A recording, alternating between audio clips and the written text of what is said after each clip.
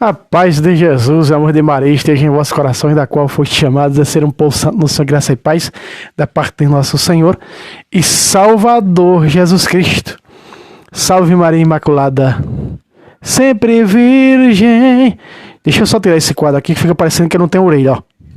Pera aí. Sejam todos bem-vindos a nosso canal aqui em YouTube. Já vai metendo o dedo no like, já vai compartilhando. Esse é o segundo vídeo das 34 interrogações que fez o pastor da Assembleia de Deus, Ministério Madureira do Rio de Janeiro, dizendo que os papas prostituíram a igreja, colocando isso aqui dentro da igreja. Se Jesus, quando fundou a igreja, disse que as portas do inferno não poderiam contaminá-la, destruí-la ou colocar alguma coisa dentro dela. A igreja continua do mesmo jeito que Jesus ensinou. E os apóstolos até os dias de hoje, faz 2000 anos. Meu irmão, aqui embaixo você está vendo, ó, contribua com esse apostolado. pixtabira674@gmail.com. Esse pix está no nome da minha esposa, Maria Juliana de Lima. Você que pode nos ajudar, nos ajude a caminhar. Veja, você está aprendendo com isso ou não? Tá. São novos meios, né? Novos aplicativos que estamos usando para trazer esses novos meios, né? Ensinando a você como responder quando alguém ataca a fé da Igreja de Cristo, da igreja fundada por Cristo. Estamos respondendo com Bíblia, educadamente, com Bíblia Sagrada. Certo? Então vamos lá. No primeiro vídeo você viu 17 perguntas e foi respondido na Bíblia. E agora mais 17, desse traço verde lá do canto para baixo, são mais 17. Meta o dedo no like, compartilhe. Vamos lá? Vamos lá. Vamos lá para a primeira, que é dogma da infalibilidade da igreja. Ele disse que isso aqui foi em 1076. Mentira. Está na Bíblia. O dogma da infalibilidade da igreja. Vamos ver na Bíblia Sagrada? Vamos lá? Muito bem. O dogma da infalibilidade. Nós já vimos, no primeiro vídeo você viu o dogma da infalibilidade papal, né? E agora você vai ver da igreja. Vamos lá. Mateus, vamos começar em Mateus. Vamos começar em Mateus, capítulo 18. Da infalibilidade da igreja. Olha só. Mateus, capítulo 18, versículo 18. Assim está escrito: em verdade vos digo. Jesus está dizendo à igreja. No capítulo 16 disse a Pedro, versículo 19. Agora Jesus está dando à igreja. Mas é preciso nós pegarmos o versículo de número 16 e até o 18. Olha só. Se não te escutar, toma contigo 2 ou 3 testemunhas, tomando conta de toda a questão. Levai as 3 testemunhas. Essas 3 testemunhas, mais na frente vai dizer 2 ou 3, no versículo de número 19, Jesus vai dizer no 20, porque onde estão 2 ou 3, as testemunhas, são a igreja, onde tiver 2 ou 3 da igreja, ordenados. A protestantismo tiver 2 ou 3, Jesus está, pode criar uma placa denominacional. Mentira, heresia. Veja só. 17. Se recusar ouvi-los, dizei à igreja. Se recusar ouvir a igreja, seja para ti como um pagão. Então quem não ouve a igreja, quem é contra a igreja que Jesus fundou é o quê? A Bíblia diz pagão. Versículo 18. Em verdade vos digo, tudo que ligares na terra será ligado nos céus, e tudo que desligares na terra será desligado no céu. A igreja. Veja só. Isso aqui é a infalibilidade da igreja. A ponto de nós, a fé católica é clara e um concílio da igreja bateu o martelo, não existe salvação fora da igreja de Cristo. E isso está constatado na Bíblia Sagrada. Se não houve a igreja, é pagão. Vamos para Lucas 10. Vamos lá, Lucas 10. Lucas capítulo 10, versículo 16. Quando Jesus está enviando a igreja, olha o que ele diz. Lucas 10, 16. Está aqui, ó, na Bíblia Protestante também, ó. Está na Bíblia Protestante também. Vamos lá, Lucas 10, 16. Quem vos ouve, a mim ouve. Quem vos rejeita, a mim rejeita. Quem me rejeita, rejeita aquele que me enviou. Então, quem rejeita a igreja não será salvo. Essa que Jesus já está dizendo, é claro, Jesus é claro que. Né? Veja só, para poder as pessoas se salvar, Jesus colocava as pessoas na igreja. Atos capítulo 2. Vamos para Atos 2:40. Atos 2:47. Olha só. Louvando a Deus e cativando a simpatia de todo o povo. E o Senhor a cada dia lhes ajuntava. Como é que é? E o Senhor a cada dia lhes ajuntava quem? Botava mais gente dentro dessa igreja. Veja. Que estavam a caminho da salvação. Pacata, não existe. Para poder se salvar tem que pertencer à igreja que Jesus fundou. A ela. Por quê? Porque Jesus deu a autoridade ao magistério, ao Papa, de ligar na terra. Primeiro, ao Papa. Em segundo, ao magistério. O magistério, ser o magistério da igreja, meus irmãos, não tem como nós nos salvarmos. E onde é que está o magistério da igreja? Está em 1 Coríntios 12:28. Está em Efésios capítulo 4. Vamos para Efésios. Efésios capítulo 4, versículo de 11 a 12. Olha assim, vamos ler. A uns constituiu apóstolo, outros profetas, apóstolo capítulo 10 de Mateus, e os profetas no capítulo 10 de Lucas, que são os discípulos. A outros evangelistas, escritores dos evangelhos. E a outros os doutores da igreja. Para que, versículo 12? Para que esse magistério? Para o aperfeiçoamento dos cristãos. Aperfeiçoamento vem de quê? De perfeito. A pessoa, quando ela é perfeita, é porque ela aperfeiçoou, não é? A sua fé, algo no que é certo. Então a igreja, ela tem o condão salvífico de nos colocar à eternidade, porque através da igreja nós recebemos Jesus Cristo vivo, pão vivo descido do céu, que é como da minha carne bebe meu sangue. Tem a vida eterna, vou ressuscitar no último dia. Tomai e comei. Isto é o meu corpo, será entregue por vós. A igreja continua entregando o corpo e o sangue de Cristo. Faz 2000 anos, até que ele venha. 1 Coríntios 11:26. Fazer isto até que eu venha. Então a igreja continua entregando. Então sem essa igreja, aqui está a infabilidade da igreja. Sem a igreja não tem como se salvar. Só se for como um índio, pagão, que nunca ouviu falar. Certo? Vamos lá para a segunda. Então esse é o dogma da infabilidade da igreja. A segunda é celibato sacerdotal. Celibato sacerdotal. Veja só, ele coloca aqui, 1 de Timóteo 4, de 2 a 5. Timóteo é bispo de onde? Timóteo é ordenado por Paulo. Bispo da igreja oriental. Alguns bispos e padres da igreja católica oriental, eles são casados. Não está falando para o rito latino. No rito latino, que tem o celibato. O próprio Jesus já falou no celibato. Né? O próprio Jesus falou no celibato em Mateus 19. Vamos pegar Mateus 19, vamos pegar onde Jesus disse isso? Vamos lá. Mateus capítulo 19, versículo de número 12 em diante. Vamos lá, vamos ler. Porque foi Jesus explicando aos apóstolos. Os apóstolos disseram, é melhor ficar sem se casar. No versículo 10. É melhor ficar sem se casar. Veja, os apóstolos. Aqui está o celibato dos apóstolos. Ah, mas o protestante, aqui no comentário desse tema, disse, por isso que para servir a Deus tem que ser casado. Preste atenção. Servir a Deus tem que ser casado. Porque Pedro era casado. Não consta nem na tradição, nem na Bíblia que Pedro levou mulher. Portanto, Pedro era viúvo. Não consta na Bíblia que Pedro tinha filhos. Pedro era viúvo. Depois que Pedro ficou viúvo, ele assumiu o celibato. Todos os outros apóstolos eram celibatários.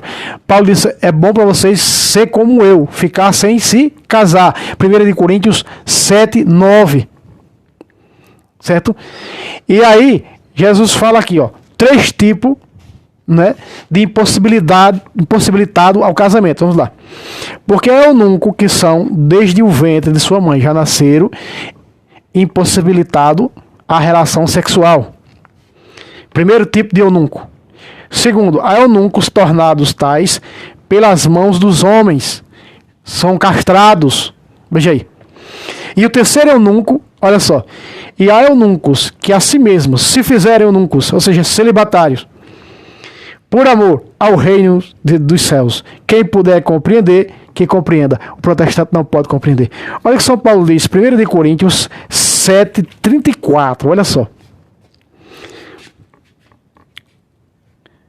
7,32. Quisera ver-vos livres de toda preocupação. O solteiro cuida das coisas do Senhor, de como agradar ao Senhor. O casado preocupa-se com as coisas do mundo, procurando agradar sua esposa. 34. A mesma diferença existe com a mulher solteira ou a virgem, aquela que não é casada, cuida das coisas do Senhor. Está falando o quê? Da religiosa, celibatária. Para ser santa no corpo e na alma. Só quem pode ser santo no corpo e na alma, está dizendo a Bíblia, é os religiosos, os celibatários. Né? Mas a casada cuida das coisas do mundo, procurando como agradar a sua esposa. Se nós pegarmos aqui o capítulo 14, versículo 4 de Apocalipse, está escrito que lá onde Jesus está, os santos estão. São os que não tocaram em mulher, são os que não tiveram relação sexual com mulher, são os virgens, são os celibatários. Então, meus irmãos, mais claro de que isso não canta um galo. Vamos para a próxima, porque isso é tão fácil, isso aqui, de responder, meu Deus. No traço vermelho, instituição da festa dos fiéis defuntos. Aí coloca uma data, ó, 1003, instituição da festa dos fiéis defuntos. Ó, heresia, né? Veja que isso já era feito, essas festas, pelo povo veterotestamentário. Se nós formos pegarmos aqui em Gênesis, olha só. Gênesis capítulo 50, versículo 10, preste atenção. Como já era um costume veterotestamentário, olha só. As festividades dos defuntos, ó. Que é o dia de oração, né? Acho que é 2 de novembro, né? Não sei quando é. Esqueci aqui. Vamos ler. Gênesis 50, verso 10. Chegaram à ilha de Atade, além do Jordão, e fizeram uma grande e solene lamentação. E José celebrou em honra de seu pai um pranto de 7 dias. Aqui está, celebrou, solene, celebrou, em honra de seu pai, 7 dias. Aqui está a doutrina da missa de 7 dias, 7º dia. Pelos fiéis defuntos. É sério, eu tenho que responder isso? É sério. Eu peço pergunta difícil e me dá uma coisa dessa? Pelo amor de Deus, mano. Isso aqui, um bebê que nasceu hoje responde. Isso é para quem está na doutrina, na catequese de primeira comunhão, sabe tudo isso aqui, essas respostas todas aqui. É sério isso? Macabeus, meus irmãos, Davi fez por Jonathan e por Salomão quando eles morreram. Segunda Macabeus, ó, em Segunda Macabeus, é livro apócrifo na cabeça dos hereges protestantes, né? Mas veja, oração pelos mortos, ó. Segunda Macabeus 12, 42. E puseram-se em oração para implorar o perdão completo dos pecados que os mortos tinham cometido. 43. A coleta para celebrar o santo sacrifício, ó, pelos mortos. Em seguida, organizaram uma coleta enviando a Jerusalém cerca de 10.000 dracmas para que oferecessem um sacrifício pelos mortos. A missa é o sacrifício pelos mortos, que é celebrado também a intenção dos mortos, tá? Na Bíblia Sagrada. Paulo rezou pelo morto. Vamos para Timóteo.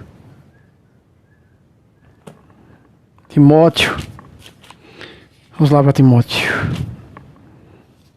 É sério isso que eu tenho que responder isso aí? Onesífero, bispo, Onesífero, ordenado por São Paulo, bispo, foi assassinado, martirizado.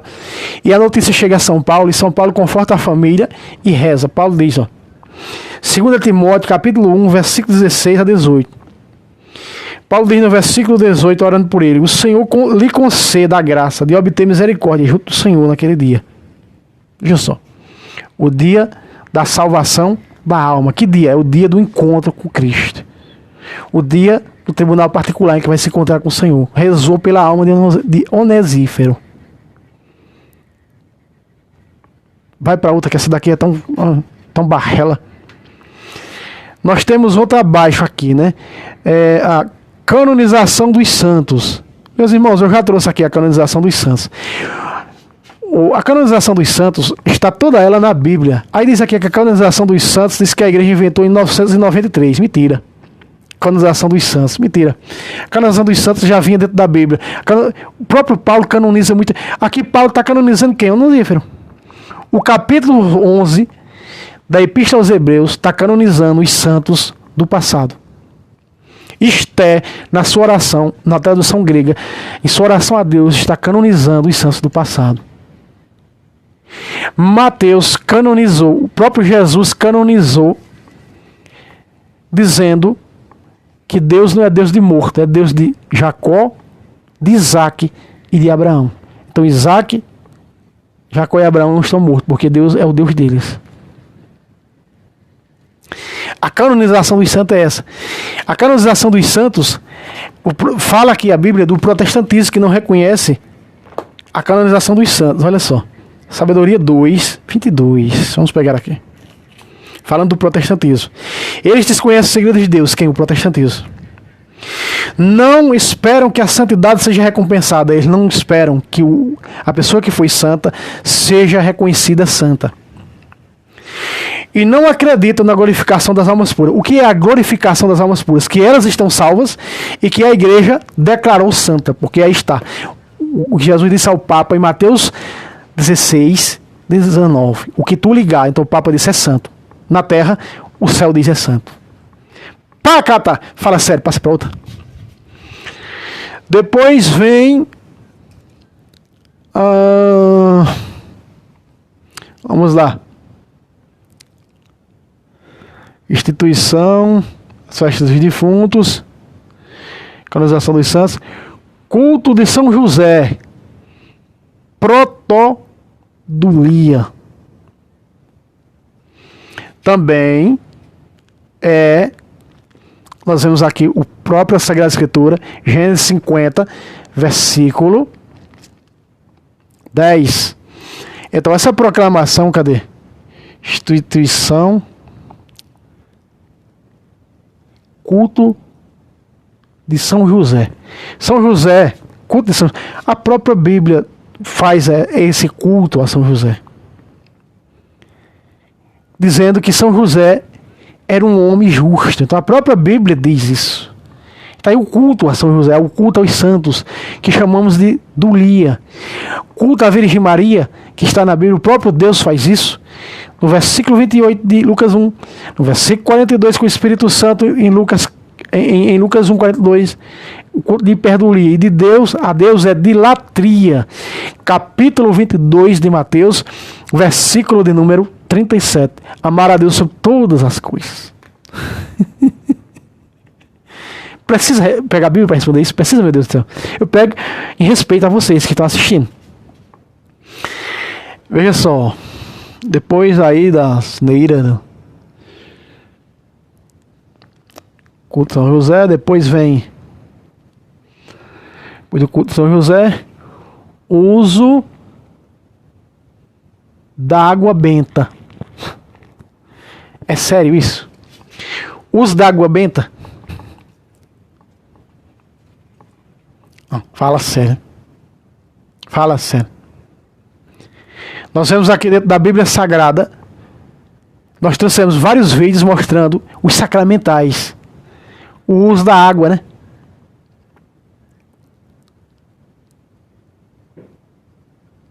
O próprio Jesus diz isso. O próprio Jesus diz isso. Beber da água que eu lhe dê, água viva. Claro que está falando referência ao Espírito Santo, mas diz, ó, aquele que não nasce da água. E outra,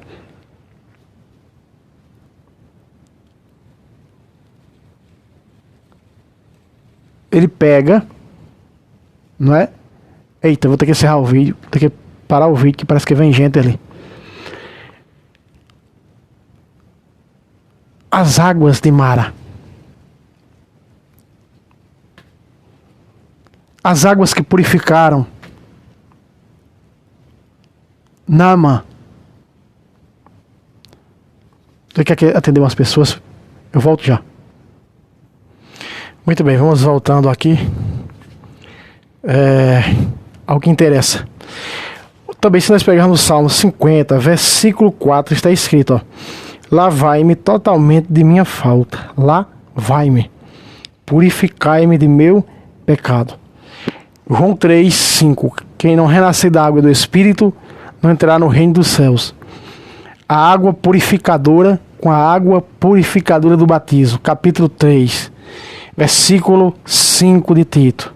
Então, meus irmãos, a água ela é usada, ela é utilizada para os sacramentos, para o sacramento. Ela é usada para muitas coisas dentro da igreja, né? Se nós formos ver no Antigo Testamento, a água purificadora. O profeta profetizou que o Jordão seria uma água que curava. E ele foi e mergulhou no Jordão 7 vezes, Naamã, e foi curado da lepra. Então a água cura, a água exorciza. É um sacramental. Nós já trouxemos vários vídeos mostrando a respeito disso, dos sacramentais dentro da Bíblia. Então pula para outra, que essa daí é fajuta.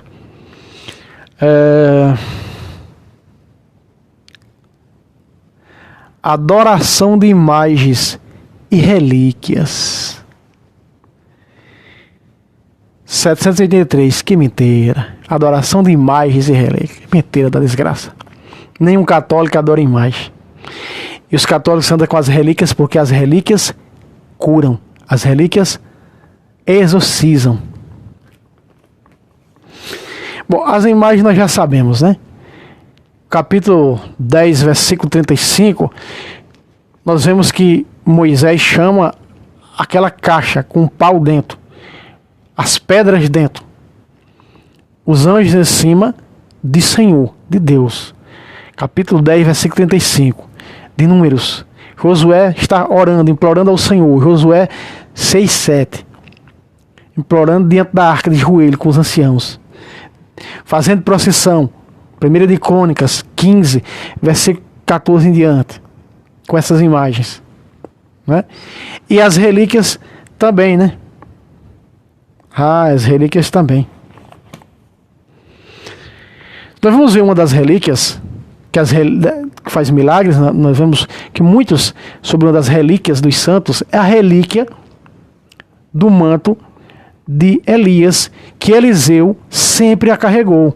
Eliseu, em sua vida, fez mais milagres que Elias, porque o Espírito de Elias, o Espírito Santo que estava em Elias, passou a morar em Eliseu, passou a dar unção a Eliseu, porque Eliseu carregava uma relíquia preciosa de Elias.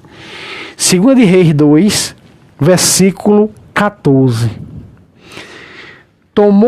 Eliseu tomou um manto que Elias deixara cair, bateu com ele nas águas, dizendo: onde está o Deus de Elias? Veja, bateu com o manto, fazendo a oração ao manto, veja, com a relíquia fazendo oração. Ele bateu nas águas com o manto de Elias fazendo essa oração. Olha o que acontece. Tendo ferido as águas, estas se separaram-se, uma para um lado e outra para o outro, e Eliseu o atravessou.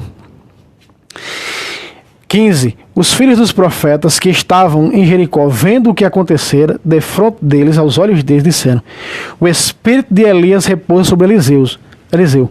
Foram-lhe ao encontro, prostraram-se por terra diante dele. Veja só, o que faz uma relíquia, né? O poder da relíquia, ela tem o poder de... Diz ainda em Reis que jogaram um morto na cova de Eliseu quando ele morreu. Quando o morto toca nos ossos de Eliseu, ele ressuscita. Isso acontece no Novo Testamento também, ó. As relíquias que São Paulo foi fruto da conversão do toque da relíquia do primeiro mártir, Estevão. E também assim as relíquias que tocavam o corpo de Paulo também curavam. Atos 19, versículo 11. Vamos ler. Deus fazia milagres extraordinários por intermédio de Paulo, de modo que lenços e outros panos que tinham tocado o seu corpo eram levados aos enfermos. E logo que tocava os enfermos, o que fazia? Afastavam-se deles as doenças e retirava-se os espíritos malignos, até as relíquias servem de exorcismo. Veja aí, ó, a mentira sendo desmontada com Bíblia. Mas claro que é isso, não canta um galo, né, meus irmãos? Vamos lá. Aí diz: adoração de imagem e relíquia. E os seus sectários: aleluia, glória ao Senhor. Vamos lá.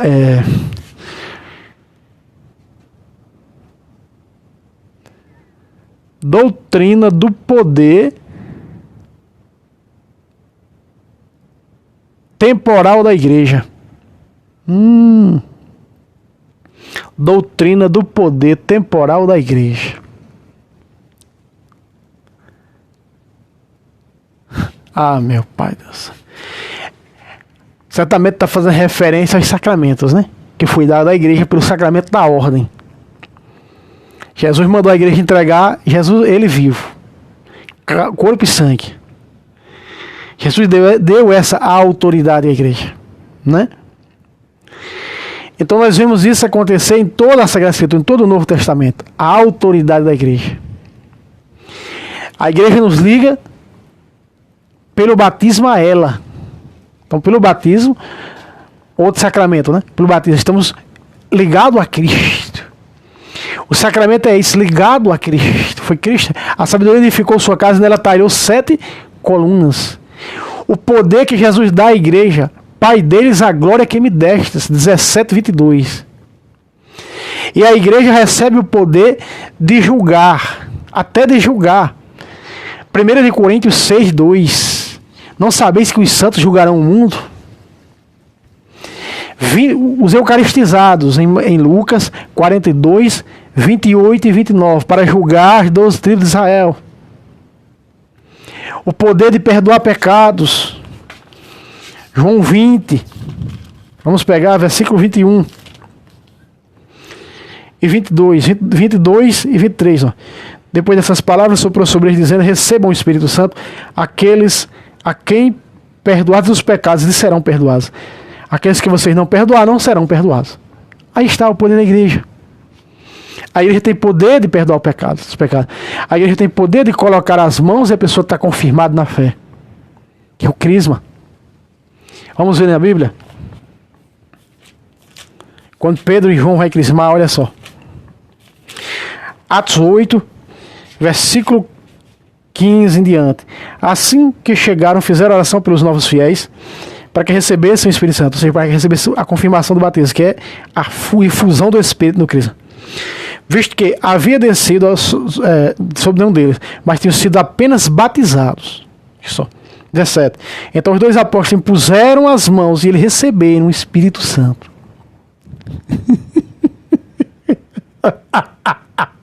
Mais claro do que isso, não canta um galo. A igreja tem autoridade sobre a Sagrada Escritura, da canonicidade bíblica dos 27 livros do Novo Testamento. Tem poder, autoridade de proclamar uma verdade de fé. Aí está os dogmas. Né? A doutrina do purgatório que está aqui, a igreja declarou que é o estado de purificação da alma. Paulo disse: será salvo de alguma maneira passando pelo fogo. Ninguém é salvo no fogo do inferno. O cara do inferno já era. Então será salvo de que maneira? Passando pelo fogo. Está fazendo referência a quem? Ao purgatório. 1 Coríntios 3, 15. Certo? Se a igreja diz é X, é X. Se a igreja diz é L, é L, cara. Tá entendendo? Isso é banal. Vamos mais. Tem mais? Vamos continuar. Obrigação de beijar os pés do Papa. Eita, desgramento mentiroso.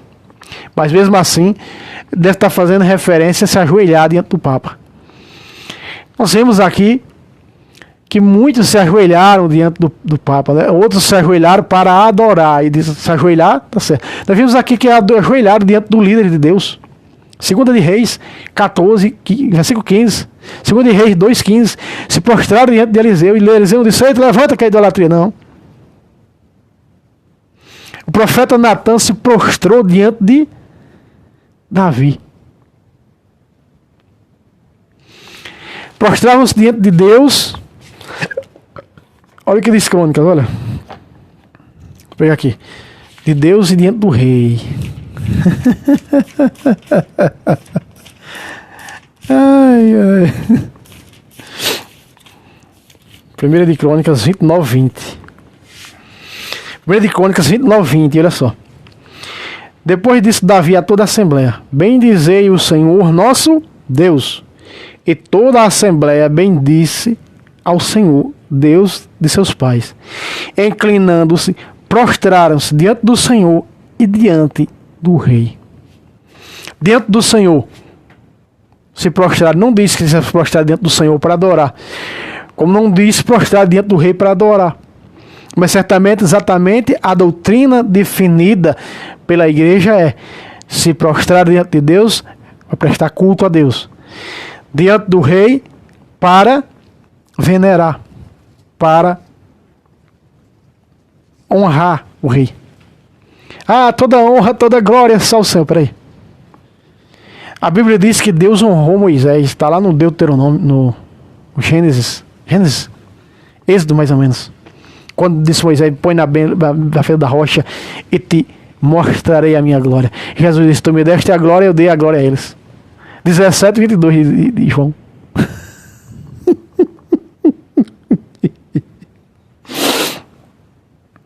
Ai, meu Deus. Ai, não sei não. Tem que ser esse protestantismo mesmo. Ai, ai. Vamos lá. Continuar aqui. Está dizendo aqui que em 600, no ano 600, Bonifácio III se declara bispo universal. Papa. Mentira. Mentira. Isso aqui eu refuto com patrística, com história, que refuto com Bíblia. Pedro é papa. Serás um pai para eles. Está lá em Isaías 22. Deus diz, tu serás um pai para eles. Então, o pai é o que é o líder da igreja. Então, encaminha minhas ovelhas, encaminha toda a igreja, né? O Papa é universal. Quando Jesus, em João 21:15 em diante, dá autoridade a Pedro sobre toda. E Pedro diz no conselho, vocês sabem como Deus me escolheu. Toda a igreja sabia. Que Pedro era o líder original da igreja, o líder universal da igreja. Tanto que, na segunda carta de João, capítulo 1, versículo 1, o ancião, quem era um ancião, termo empregado ao bispo no hebraico, o ancião e a senhora eleita, ou seja, o Papa, né, o bispo, líder, e a igreja eleita. E esse mesmo ancião, que é Pedro, fazendo referência a Pedro, lá na sua primeira carta, 5:13, diz, a igreja escolhida de Babilônia, a igreja escolhida de Roma vos sauda. Tu está falando da igreja de Roma e da liderança do bispo de Roma. Para vocês terem uma ideia, ele disse que só aí a partir do século VI, com Bonifácio III, que o Papa se denominou o líder universal da igreja. Não. Se nós olharmos no ano 140 a 153, o Papa de número 10 na igreja, chamado Pio I, proclamou a festa da Páscoa para toda a igreja universal e foi celebrada em toda a igreja universal. Veja, estamos falando do Papa do primeiro século. E ele aqui está colocando o Papa do sexto século.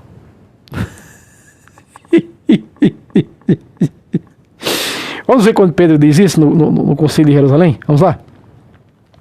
Atos 15, vamos lá. Olha só, Atos 15, olha o que diz São Pedro.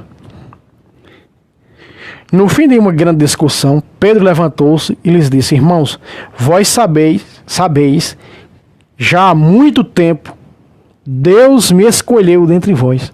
Foi escolhido como bispo universal da igreja, para dizer uma heresia dessa aí, que só no sexto século o Papa se denominou universal da igreja. Papa significa pai. E eu provo na Bíblia que Pedro era Papa. Porque ele chama Marcos de meu filho. João Marcos, que era primo de Barnabé, não tinha parentesco nenhum com Pedro. Em 1 de Pedro, capítulo 5, verso 13, o que é que está escrito? Só fechar aqui. Tem um sol aqui. O que é que ele diz? A igreja escolhida de Babilônia vos sauda, como também Marcos, meu filho na fé. Pedro é pai, Papa ou não? Ele está dizendo que Marcos é filho. Na fé. Então, os bispos, ele era o bispo líder. Então o bispo líder era pai, os bispos eram pai. Mas, cara, que é isso em Congalo. Vamos para outra, que essa daí é muito fajuta. A outra está dizendo aqui que em 503, doutrina do purgatório. Ah, meu Deus do céu. Fala sério, eu tenho que responder isso, meus irmãos. Esse sujeito está refutando Jesus Cristo. Jesus fala do purgatório em Mateus 5. Jesus fala do purgatório no capítulo, em Mateus 16, em Mateus 22. Fala em Lucas 12, 58, 59. Né? 1 de Coríntios, Paulo fala também. O sujeito será salvo de alguma maneira passando através do fogo. 1 de Coríntios 3, 15. Ah, fala sério, vamos para outra. Uso da roupa sacerdotal. Diz que a igreja colocou o uso da roupa sacerdotal, né? Meus irmãos, é obrigatório o uso da roupa sacerdotal. O sacerdote, o bispo é obrigado a usar. Foi Deus que falou isso. Está lá no Êxodo, se nós pegarmos aqui o Êxodo. No Êxodo. Êxodo capítulo 31, versículo 10. As vestes litúrgicas, os ornamentos sagrados para o sacerdote Arão, as vestes de seus filhos para as funções sacerdotais, e o óleo da unção, o incenso perfumado para o santuário. Eles se conformarão em tudo as ordens que te dei, as ordens. Jesus é sumo sacerdote segundo a ordem de Melquisedeque, que entrega pão e vinho para os apóstolos, como Melquisedeque em Gênesis 15, 14, 18 entregou pão e vinho para Abraão. Em Hebreus 7, 17 diz que Jesus é sacerdote. Jesus ordenou os seus, tem que usar as vestes litúrgicas. Os apóstolos sempre usaram. Não é à toa que existem relíquias. Eita, não, fala sério, tem que pegar mais? Olha só, vamos pegar outra aqui. Em Eclesiástico, vou pegar aqui um Eclesiástico, ó. Eclesiástico 45, 12. Deu-lhe uma túnica santa, tecida de ouro, de pedras preciosas de púrpura. Sobre a sua tiara colocou uma coroa de ouro, que é aquilo que usa na cabeça, né? Onde está gravado o cunho da santidade, da glória e da honra do Senhor. Que tem também o solidel, né? Somente a Deus. Jesus, meus irmãos, Jesus usava, e eles pegaram as túnicas de Jesus, né? A túnica sacerdotal de Jesus. Está lá em capítulo 18 e capítulo 19 de João. Jesus aparece num dia de domingo para o apóstolo São João com a túnica sacerdotal e com a estola. Olha só. Diz assim: Voltei-me,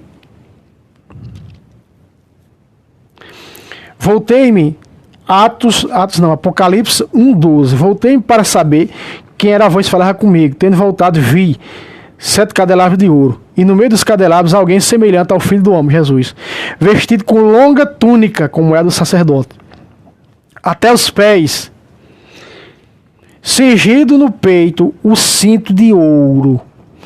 A estola, ela pega aqui, né, e passa pelo peito, ó, cingido. A estola passa por trás da cabeça. Então Jesus vestido de sacerdote. Aqui está refutando, né, as vestes sacerdotais na igreja. Eu só estou mostrando com Bíblia a vocês. Com Bíblia. Eu prometi mostrar com Bíblia. Tem mais? Uso das vestes sacerdotal. Culto à Virgem Maria. Diz que foi em 431. Mentira, o culto à Virgem Maria começou no século I.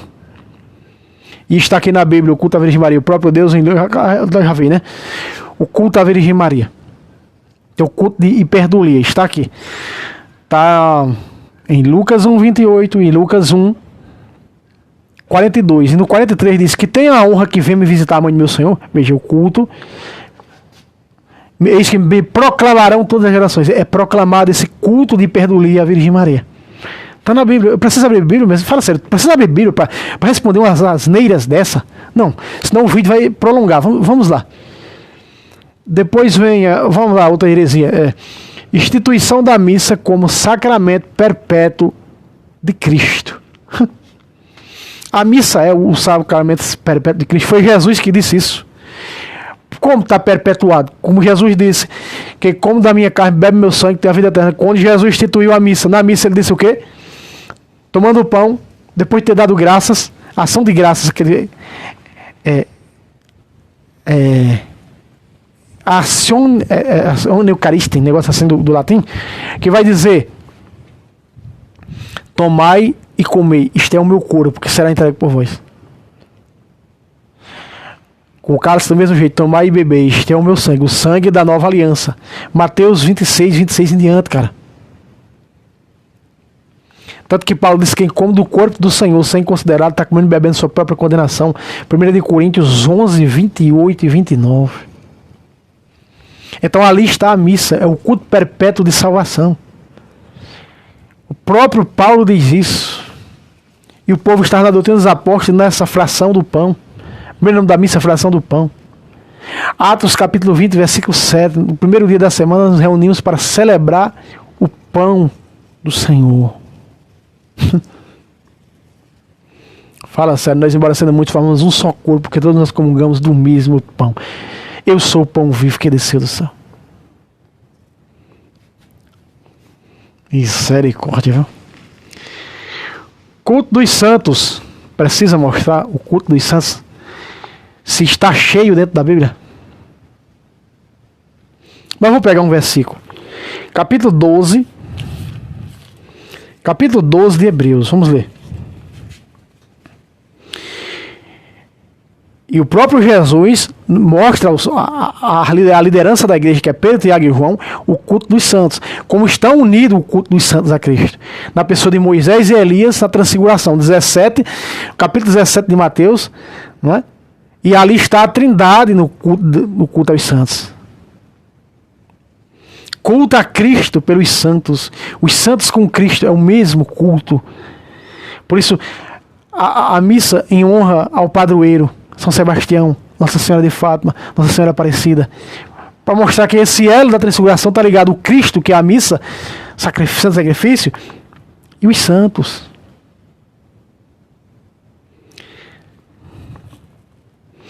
Desse modo, estamos cercados